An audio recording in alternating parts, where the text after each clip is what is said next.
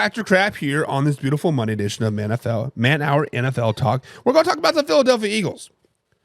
The Philadelphia Eagles had a huge win over the high-flying, powerful New Orleans Saints on Sunday. They finally scored a couple touchdowns. Their defense looked pretty stout, and they pretty much shut down the Saints for nearly 4 quarters. They ultimately won 15-12 in a stunning fashion. Saquon Barkley with 2 touchdowns to go along with that game.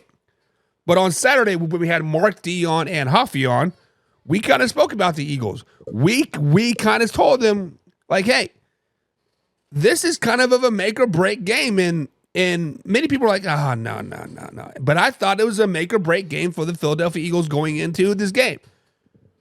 So we got to ask this question, guys. Is it fact or is it crap that the win over the New Orleans Saints saved the Philadelphia Eagles season? Guys, the Philadelphia Eagles have been playing bad football since midseason of 2023. In the last 7 games, Jalen Hurts has an interception in all 7 of those games. All 7 of those games, he has an interception. The offense has looked terrible. The defense has given up tons of points, right? And there's been a lot of finger pointing, right? When the Eagles lost to the who they play week to the Falcons, Nick Sirianni basically come out and lied and said, I don't call the plays, Kellen Moore calls the plays. Flash forward a week, Nick Sirianni's like, no, the blame comes on me. It was actually decent play calling. The defense looked great. Held the Saints to just 12 points. Saquon Barkley had 2 rushing touchdowns. So, guys, is it a fact or crap that this win saved the Philadelphia Eagles season? This is 100% fact. This is a factual statement. The Philadelphia Eagles season would have been over if they would have lost to the New Orleans Saints. Now, depending on how they lost, right? If they got blown out, 100%, Nick Sirianni's fired, Kellen Moore's fired, defensive coordinator's fired, clean house, right? If it would have been a close loss, we would have been, but it still would have been bad. Guys, the vibe in Philadelphia is literally night and day right now. Literally night and day. A 15-12 win over the New Orleans Saints. The Eagles are flying high. When I release my power rankings tomorrow morning, they're probably going to break into the top 10. After us basically saying that their season was going to be over if they lost. This is a fact, guys. This is 100% fact. This is a turning point of the Philadelphia season. Confidence is killer in the NFL. Now, they still have some holes to fix. Don't get it twisted. They still have some holes to fix. The whole fake tush push thing, what was that all about? You faked the tush push to give it to Saquon Barkley to go the outside. I think he ended up losing like 3 yards.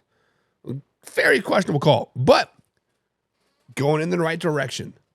The big momentum is picking up for the Philadelphia Eagles, and I do think it is a fact. I do think that this was a season-saving win for them. Definitely flipped their season. So, guys, fact or crap? Did the Eagles save their season with the win over the New Orleans Saints? John says, nah.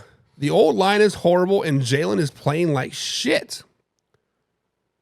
7 interceptions in 7 straight games is not very good. But Jalen Hurts also, John, is taking on a different role. When we think of the Philadelphia Eagles previous of 2024, we don't think as Jalen Hurts as a leader.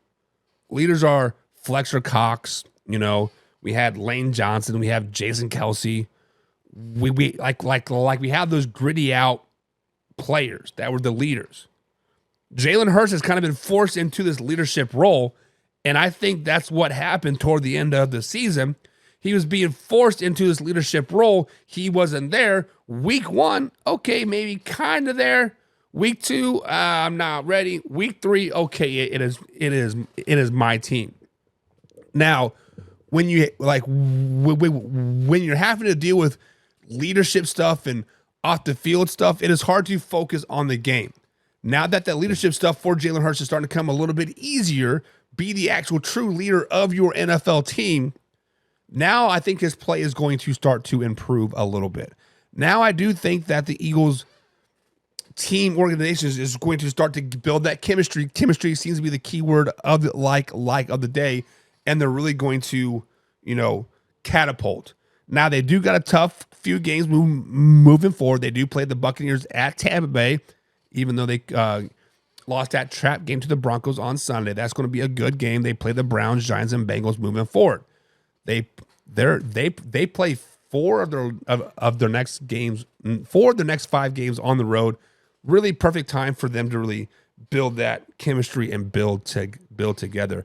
Pepe's in the chat says, "What up? Let's go Chiefs." Yes, sir. Yes, sir. And John says it's still over. They barely make the playoffs. What did the Giants do in 2012? They barely made the playoffs. They had to beat the Patriots week 17 to get into the playoffs. What they do? They run through the playoffs and they beat the Patriots in the Super Bowl. So, as long as a team makes it, as long as you made it, there's still a chance. I think the Eagles are a long way from over right now. Laura says, Eagles need to soar, but hey, I like that. They're not as good at the moment. Laura's a Vikings fan, so let's just put that out there. So, no. As long as any NFC team is bad in Laura's eyes, things are good. Pepe says Saquon will need to continue to run the ball well, but the Eagles are a good team. The Eagles have a good core, right? I did not like what Jalen Carter was doing at the end of that game, running his mouth, right? He's going to get a welcome to the NFL moment probably next week, but he was running his mouth a lot towards the Honey Badger and the Saints fans in general. But I as a passive Cowboys fan, I do agree with you, Pepe. I think the Eagles are a good team. I think this is a fact. I think this win saved their season. Casey says, I will say, let's see if they played the same next game or back doing what they're doing to week 1 and week 2. So basically, Casey says, slow it down, baby. Slow it down. Just because you beat the Saints one game, the sun shines on a dog's ass at least twice a day. Carson Lang, 2022, when he said that. So Casey says, slow it down. Let's see what they do against the Bucs. Let's see what they do against the Browns. Then we can see if it's saved their season. Then we can say, hey, this is the turning point of the season. But if they backtrack to what they did week 2, John says, old line is almost like the Bears. Do not wish that evil on anybody, Ricky Bobby. The Chicago Bears have the worst offensive line ever. When you look at offensive lines and you see bad, the Chicago